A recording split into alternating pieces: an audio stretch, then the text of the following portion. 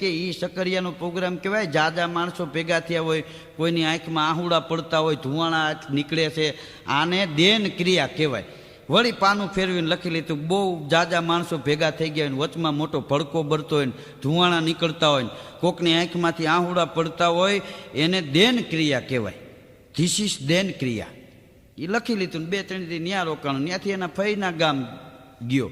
હજી ગામના જાપામાં દાખલ થયો ને ત્યાં એક ભાઈએ નવો બંગલો બનાવ્યો હતો, પણ ફળિયામાં હાકડ વાસ્તુ હતું, તો હવન રાખ્યો તો ડેલી બહાર શેરીમાં. તે ધુવાણા નીકળતા હતા ને જાજા માણસો ભેગા થઈ ગયેલા, ને ધુવાણાના હિસાબે આંખમાંથી આહુડા પડતા હતા. ન્યા જઈને કે કેમ દેન ક્રિયા ડેલીએ રાખી.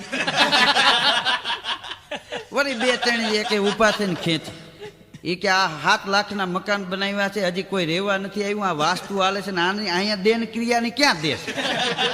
વળી સોરી હું અમેરિકાથી આવું છું, એ કે હું ભૂલી ગયો, એ કે હા